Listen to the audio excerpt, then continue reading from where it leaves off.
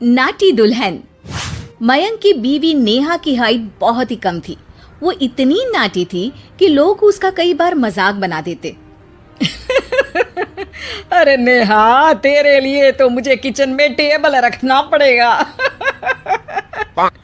माँ जी, इतनी भी नाटी नहीं हूँ मैं। और हाँ, हिल्स पहनकर तो बिल्कुल आपके बराबर आ जाती हूँ।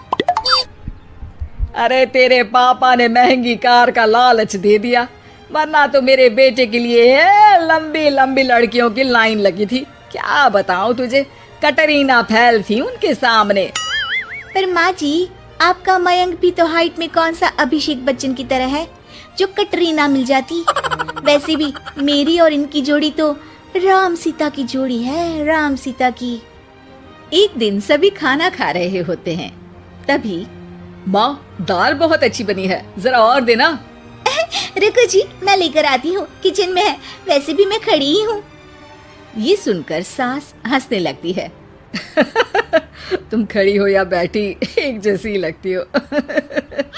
बस कीजिए जी, अभी हिल्स नहीं पहनी है। वैसे भी हिल्स पहनती हूँ तो आपके बराबर ही लगती हूँ।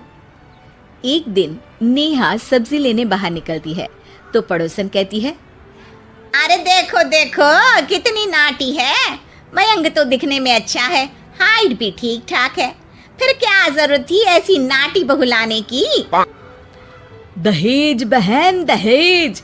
अंधे हो गए थे पैसों के पीछे, अब करे जगह साई।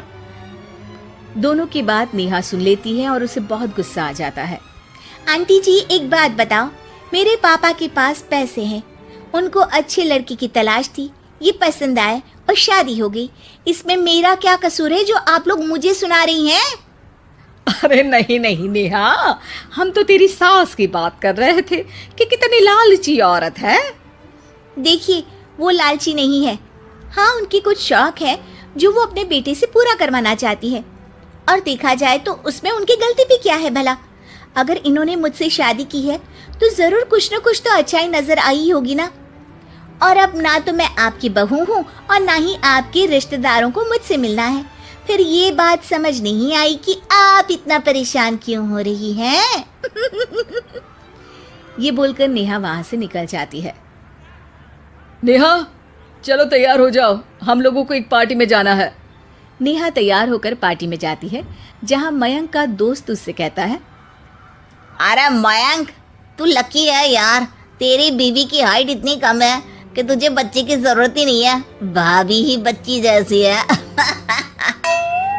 और मयंक, मेरी बीवी इतनी कम हाइट की हो ना तो मैं तो घर से बाहर ही ना निकलूं, कहीं फुदक कर चली गई तो लेने के देने पड़ जाएंगे।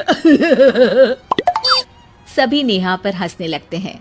तभी पार्टी की जगह पर आग लग जाती है। अरे भागो यहाँ से, जल्दी करो, निकलो यहाँ से। अरे लेकिन बाहर के दरवाजे पर ही आग है, अब कैसे बाहर निकलेंगे? कोई रास्ता भी नहीं है।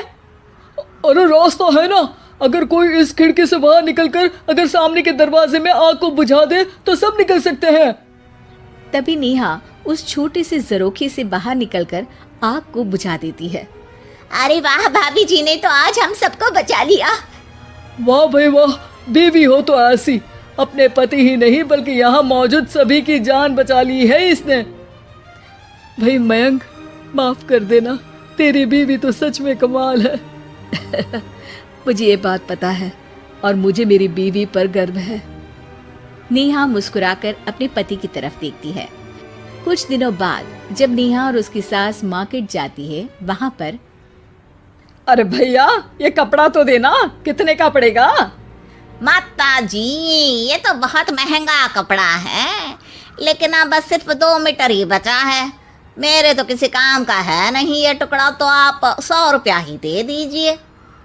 अरे भैया, तो मैं क्या करूंगी इस टुकड़े का, लेकिन वैसे है बड़ा ही सुंदर। तभी नेहा बोल पड़ती है, इसमें तो मेरी पूरी ड्रेस बन जाएगी। ये कहकर वो कपड़ा ले लेती है। अगले दिन नेहा वो ड्रेस पहनकर सास के सामने आती है। अरे वाह नेहा, ये ड्रेस तो बहुत ही सुंदर लग रही है, बड़ी महंगी होगी ना? अरे कपड़ा तो मैंने ही पसंद किया था, बस पूरा नहीं था तो इसने ले लिया। सिर्फ 200 रुपये की ड्रेस है ये पूरी। देखो माँ जी, नाटी होने का भी कम फायदा नहीं है। जैसे तैसे दिन कट रहे थे। सास और पड़ोसियों के मजाक बनाने का सिलसिला चल ही रहा था कि एक दिन मोहल्ले से जोर जोर से आवाज आती है, हाय रे मैं मर गई, भगवान मैं क्या करूं। अरे क्या हुआ? देखते हैं तो सभी एक हॉल के सामने भीड़ लगाकर खड़े हैं। मेरा बेटा प्रिंस गड्ढे में गिर गया है। पड़ोसन जोर जोर से रोने लगती है कि तभी वहां नेहा आ जाती है। रोइए मत, मैं प्रिंस को लेकर आती हूँ। ये बोलकर नाटी सी पतली सी नेहा गड्ढे में घुसकर बच्चे को बाहर ले आती है। अब क्या था, एक बार फिर नेहा के लिए पूरा मोहल्ला तालियां बजाता है। मुझे माफ कर दो नेहा, मैंने तुम्हारी हाइट का कितना मजाक उड़ाया था। कोई बात नहीं मौसी, प्रिंस ठीक है, ये बात है। अब वो दिन आता है जब सास नेहा की तारीफ करती है। वाह बहू वाह, तेरी तारीफें सुन सुनकर तो मैं खुश हो गई। आज तो तूने ये साबित कर दिया कि समाज में इंसान अपने रंग रूप और लंबाई चौड़ाई से नहीं बल्कि साहस और हौसले से काबिल कहलाता है। मुझे माफ कर देना बेटा।